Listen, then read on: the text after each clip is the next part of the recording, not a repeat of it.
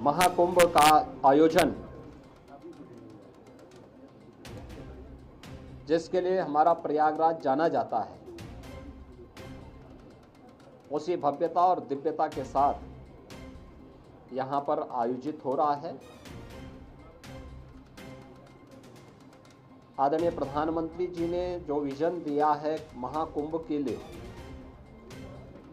उसको स्थानीय स्तर पर लागू करने के लिए सभी लोग पूरी प्रतिबद्धता के साथ कार्य कर रहे हैं। और मैं आपको इस बात के लिए धन्यवाद दूंगा कि प्रयागराज की छवि को एक पॉजिटिव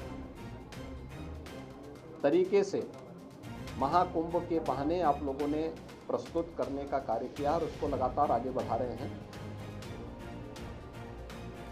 इस दौरान हमारे सामने पौष पूर्णिमा और मकर संक्रांति के जो मुख्य स्नान थे वे संपन्न हो चुके हैं और आगामी जो स्नान है, जिसमें मौनी अमावस्या का स्नान 29 जनवरी को और बसंत पंचमी का 3 फरवरी को, ये दो बड़े महास्नान हैं जो कुंभ की शोभा है, इस महाकुंभ की शोभा है। 7,000 से अधिक संस्थाएं अब तक यहाँ पर आ चुकी हैं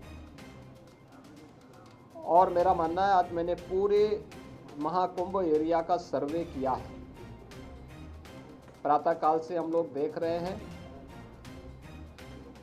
यहाँ पर जो लोग आज संगम तट पर स्नान करने वाले श्रद्धालुओं की संख्या और यहाँ पे रहने वाले कल्पवासियों और अन्य संस्थाओं से जुड़ी हुई पूरी संख्या को अगर हम देखेंगे तो यह बढ़ कर के लगभग 1 करोड़ से अधिक लोग आज के समय में यहाँ पर मौजूद हैं, यानी इतनी बड़ी संख्या। और उसके लिए पूरी तत्परता के साथ यहाँ पर सभी विभाग मिलकर के, केंद्र और राज्य सरकार के सभी विभाग मिलकर के पूरी प्रतिबद्धता के साथ लग करके उनकी सुविधा के लिए, उनकी सुरक्षा के लिए, भव्य दिव्य और डिजिटल कुंभ की परिकल्पना को साकार करने के लिए, उनकी आस्था को सम्मान देते हुए और आधुनिकता के साथ जोड़ने के लिए कार्य हो रहा है। आज इन्हीं सब मुद्दों पर बीच में यहाँ पर प्रदेश सरकार के वरिष्ठ अधिकारी, चीफ सेक्रेटरी, डीजीपी और अन्य अधिकारियों को भी हम लोगों ने भेजा था। आज एक बार हम लोगों ने फिर कितना कुछ और आगे बढ़े हैं।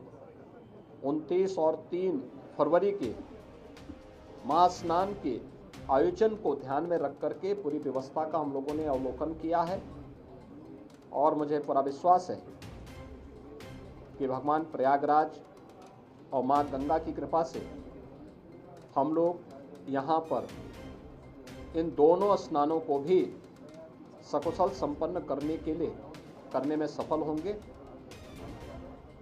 महाकुंभ में आदरणीय प्रधानमंत्री जी का, आदरणीय राष्ट्रपति जी का, आदरणीय उपराष्ट्रपति जी का कार्यक्रम भी प्रस्तावित है।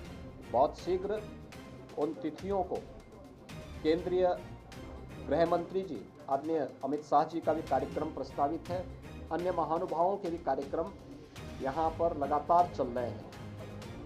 पूर्व राष्ट्रपति आदरणीय रामनाथ कोविंद जी इस समय महाकुंभ के आयोजन के साथ जुड़े हुए हैं। तमाम राज्यों के माननीय राज्यपालगण, माननीय मुख्यमंत्रीगण लगातार यहाँ आ रहे हैं। हमारे उच्चतम न्यायालय और उच्च न्यायालयों के माननीय न्यायमूर्तिगण भी और विभिन्न राज्यों से जुड़े हुए माननीय जनप्रतिनिधिगण भी लगातार यहाँ पर आकर के स्नान में भाग ले रहे हैं। लाखों की संख्या में संतों, कल्पवासियों की उपस्थिति वर्तमान में प्रयागराज में है। बड़ा भव्य और दिव्य आयोजन हो रहा है, अनेक धार्मिक अनुष्ठान हो रहे हैं और प्रयागराज की महिमा जिन कार्यों के लिए जानी जा रही है, माँ गंगा, माँ यमुना और माँ सरस्वती की इस त्रिवेणी में, वह सब कुछ आज यहाँ पर देखने को मिल रहा है। चाहे देशी हो या विदेशी, जो कोई भी संगम में स्नान कर रहा है अभिभूत होकर के जा रहा है। यानी मकर संक्रांति और पौष पूर्णिमा के दिन ये सौभाग्य हमें नहीं मिला कि हम लोग स्नान कर सकें, लेकिन क्योंकि हम लोगों ने अपने आप को ही प्रतिबंधित कर रखा था कि कोई भी यहाँ पर नहीं जाएगा। केवल सामान्य संतों और श्रद्धालुओं के लिए वो सुविधा थी। लेकिन जो भी आया उन्होंने आपके माध्यम से जो बातें कही, और खासतौर पर संतों और श्रद्धालुओं की उनकी आस्था को हम जान सकते थे। तमाम विदेशी भी इस अवसर पर संगम में स्नान करके बड़े अभिभूत थे।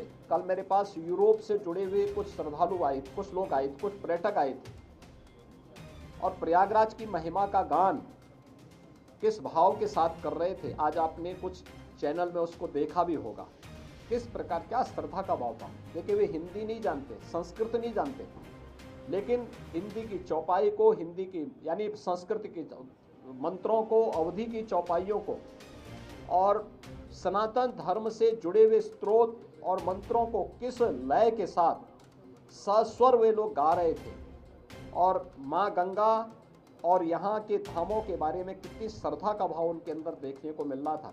यह अभिभूत करने वाला है, और यही तो आदरणीय प्रधानमंत्री जी का संदेश है।